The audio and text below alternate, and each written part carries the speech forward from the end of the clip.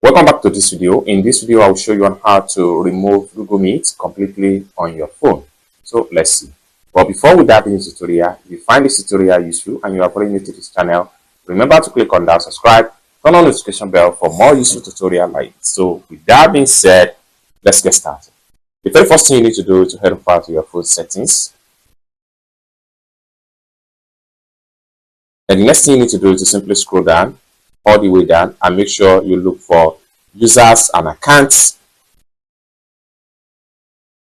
and it's going to take you right here. And the next thing you need to do is to simply scroll down all the way down and make sure you look for Meet. So click on Meet and it's going to take you right here. And the next thing you need to do is to simply click on remove account. And once you remove account, it simply means that you have completely deleted and signed out from Google Meet on that particular phone.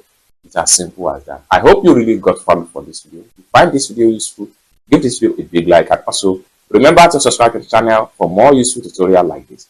Thank you so much for watching, and I hope to see you in my next video. Bye for now.